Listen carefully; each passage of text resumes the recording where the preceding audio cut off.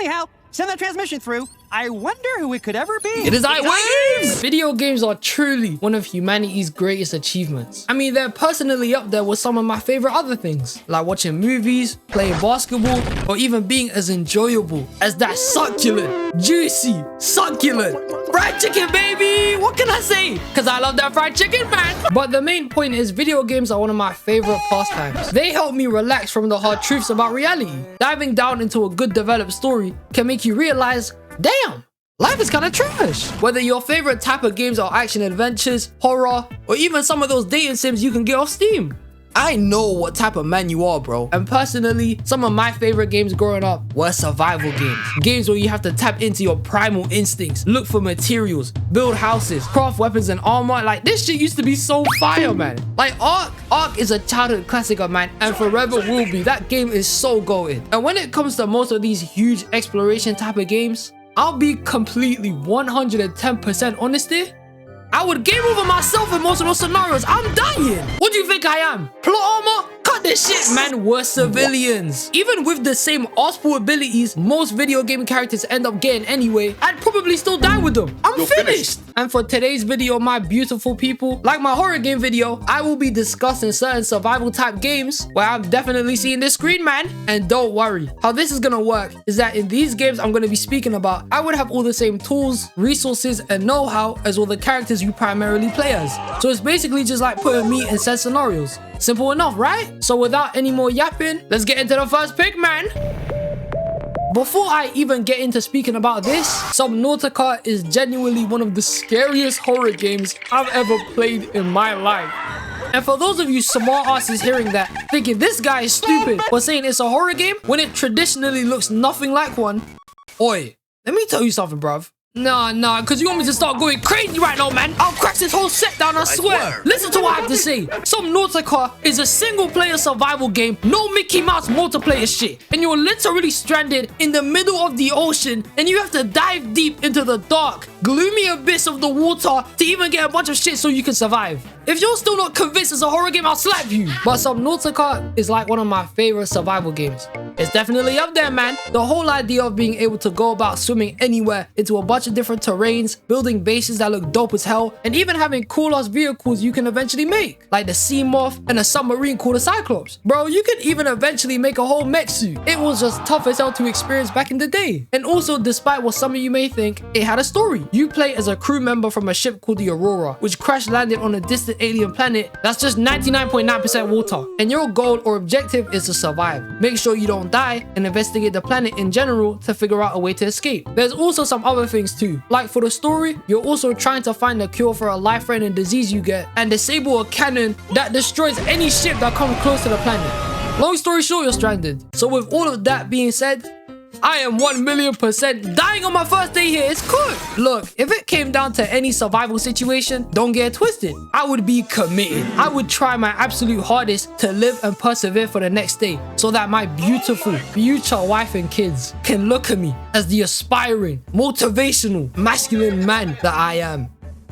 I mean, shit, I would be saying that if it wasn't set in the flipping ocean, man. The ocean is horror. Listen, I have a few fears in my life. Like any other human, I'm afraid of some shit. 1 is people eating mayonnaise straight out of the jar. 2 is just the look of Arby's. And 3 is the goddamn ocean. Shit, if I'm being for real, the ocean is going back for back with space for me. Because they're both terrible. The fact that most of our planet is the ocean and it hasn't fully been discovered yet is enough to give me the heebie-jeebies. I'm like Scooby-Doo when I hear about this shit. I don't like it. And I know, you're probably thinking, man, you sound like a little bitch right now. Shut up.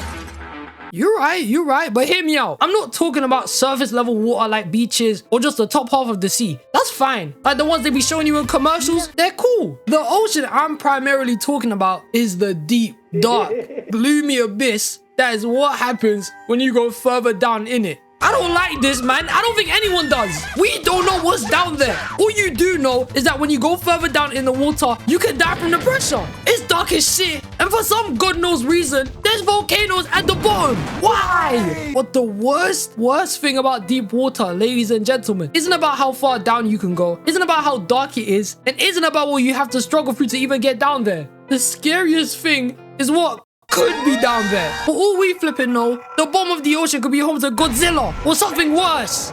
Like Wireless getting cancelled because Ye can't come to the UK. You don't know what's down there. And in Subnautica, you have your fair share of animals. You got alien alligators, alien jellyfish, sharks, yada yada yada. But there's one variety of creatures in this game that made me hate going near the spaceship, man. And they are called Leviathans.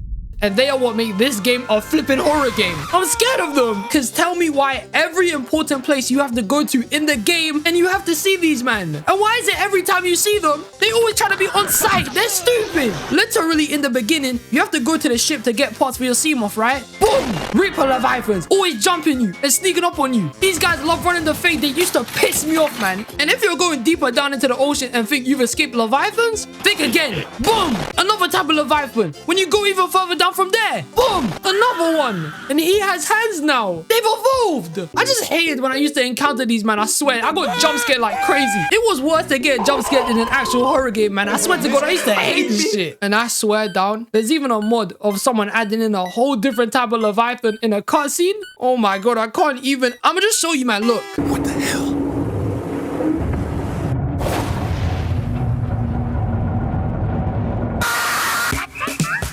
Now I know you're probably thinking, what the hell is he putting Zelda in here for? It's not a survival game. Hey, I'm not disputing that. But listen to me. When it comes down to both Breath of the Wild and Tears of the Kingdom, they're like a survival game. A little bit. But I just more so want to include them in the video anyway, because there's a lot of similar aspects to it. And I just want to yap about Zelda for a bit. Don't hate me for it. And there's only one word I can use to describe how I feel about these games. And that is, it's beautiful. There are no words to express how amazing and cinematic these masterpieces are. I mean, take a second to think about it. But how shit the first Switch was, Zelda looked as good, if not better, compared to other games on rival platforms. Look at it, it's phenomenal. Breath of the Wild is already arguably one of the greatest games of all time. From its magnificent art and its scenery, its challenging yet engaging puzzles, beautifully written story about the champions and the divine beasts.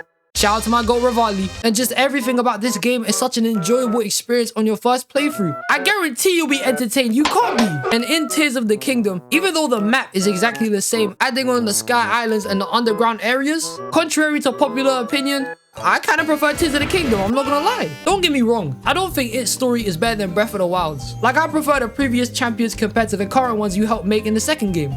These guys are ass. But the fact that there's more exploration here and you can even build machines like hoverbikes, mechs, and all sorts of devices, it lets my creative mind flourish and truly take advantage of its uniqueness. I'll be honest, I just used to make a bunch of dumb shit. And if I was to replace Link in this world as the hero of Hyrule, destined to save Princess Zelda and stop Ganon, look, man, you're telling me I'd wake up practically butt-ass naked in a pod, just running outside into this big-ass field with nothing. I'd be lost here. What the hell you want me to do? And on top of that, monsters. There's monsters everywhere. Every 5 minutes that you walk somewhere that isn't near a shop or a town, you will find a monster. Whether it be a small-ass group of goblins, disguised ninjas who love bananas that would rob my shit all the time, and stupid level mobs like Lionels and Hinoxes. God damn, man, there's a whole Ghidorah clone in Tears of the Kingdom. We are not beating that. And God knows that with the way Link is out here parrying whole Guardian beams in his own game with anything. Bitch, I can't do that. What do you think this is? I'm a regular-ass nigga. When I used to finish school, I would bolt straight home. I'm cooked.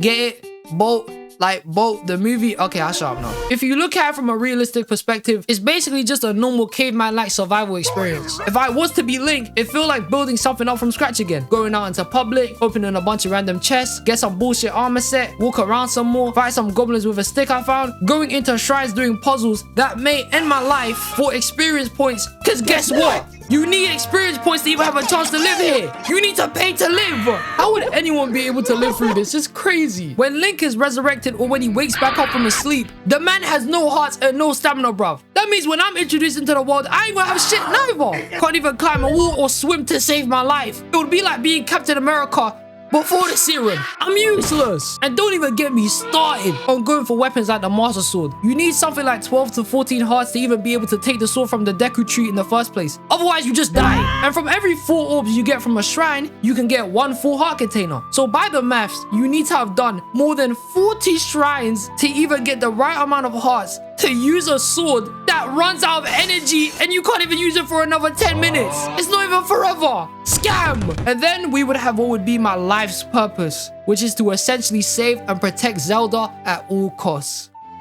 Yeah, I'm not doing all of that, little bro. Look, I get it. I could be wrong here, but I'm pretty sure that when it comes to the lore, it's like Link, Zelda, and Ganon are all bonded together in an eternal cycle of hatred, a curse put on them by the Demon King Demise. So for however how long these three see each other, it's always gonna be on sight. But still, I'm not saving Zelda. She can save herself. Believe me, I'm all for being a gentleman. I mean, my mama raised me right. I'm calm with being a knight in shining armor, and I truly do believe in being chivalrous. Ha, ladies, I'm 6'2", by the way. But she has powers, come on, it's kind of stupid not to let her help you. And did you see Ganon and Ganondorf in both the games? The man made an entire world full of monsters. He corrupted the divine beast and made a whole castle float. He turned into a giant pig. I can't fight that, it's haram! And it took a bow of light to even beat him in that state. And then when he fully reformed in the second game, brother, he's so broken, his health bar almost went out the game. What do you mean? I'm just a human, man. How come Zelda and Ganon get some magical stupid ass abilities, and then Link has to have a sword capable of doing that shit? You're capped here. His extra powers he gets from the champions and his arm don't count, by the way. They're not comparable to what these two can do. It's not fair. Shit. Like, how's Revali's Gale gonna help me beat Dark Beast Ganon, bro? These men turn into whole dragons at one point as well. It's some bullshit. I would never survive living in Hyrule. That shit should be called Hell Rule. I could never be a civilian here. I'd rather live in Black Clover, and that's saying something. As soon as I would wake up in this sleeping pod, and I'm going back to sleep, bro, believe it. And now, ladies and gentlemen, this brings me to the final game I want to discuss for the video. One of the hardest survival titles known to man. One of the biggest games filled with the most hardship. Worse than Souls games. Worse than stealth games. Worse than any other game you could compare to it. And I am speaking about the myth, the legend. We're all hopefully familiar with Minecraft. So let's cut the shit. I'm dying, man. Even if you gave me the same mechanics as Steve, with having the weird ass power to be able to break anything with my hands, that doesn't change the fact that I would practically have to once again build my whole shit back up here. I'm cooked. The whole survival aspect of this game isn't that big of a deal. I mean, crafting and making a bunch of weapons would probably be decently difficult, but not unachievable. It's a lot easier here. There's villages too that you could just pop by to trade with merchants, and if you're hungry, you can just go ahead to steal some of their food. That would be calm. And building a house will be tough as hell. But then you're telling me I have to go and do some random shenanigans to even build a flipping bed. Why do I have to kill 3 sheep for? They're sheep. Someone called the RSPCA, man. That's vile. I love the taste of lamb though, it's tasty. I'll just be honest, once it turns nighttime out here, it's game over. The mobs in Minecraft, if I were to encounter them on a one-on-one, are outrageous. Zombies, skeletons with flipping bow and arrows, a human-sized spider? Imagine that in real life, you would cry. Creepers who are out here exploding non-stop, so they would probably blow up my house to begin with. And you even have Enderman. And if you mess with these man one bit, they're literally going to take my life. It's over. If I was in Minecraft, half of my whole life would depend on skill and expertise, and then the other half would be on RNG and luck. I would have to be so flippin' lucky. The 4-leaf clover would be my best friend. I would have to mine as much valuable resources as humanly possible. Diamond, gold, emerald. I'm gonna be rich, man. I would have to risk my life jumping into giant caves full of lava to find all of this shit, with no guarantee that I would even make it out of there alive. I'm finished. Listen, I ain't watched the Minecraft movie, so I don't know how PG they made that. But to actually think about being in the Minecraft world would be cool. For like 2 seconds, and then you imagine it's like any other survival game. Just because everyone is a block here doesn't make it any less hard. There's witches in this world, my boy. Literal Expelliarmus witches. Dolores Umbridge is here.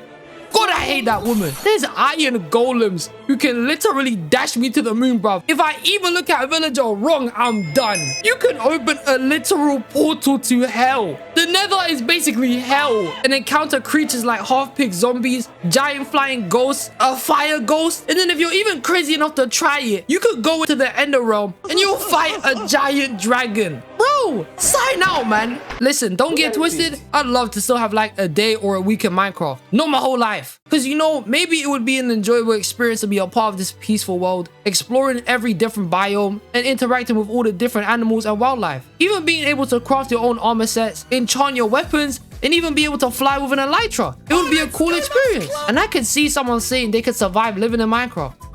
If they did some bullshit like living in the mountains away from everything, then it's possible. But to spend a day-to-day here, crafting, fighting, doing dumb shit, and just trying to live life to the fullest here, Bro, I even forgot. What have you encountered Herobrine? Nah, I'm out here. And these are all the games I wanted to speak about today. And if you thought this video was entertaining, make sure to check out my horror game one I made a few months back. I appreciate you for watching this far. I love all you, man, and I'll catch you in the next one. Peace.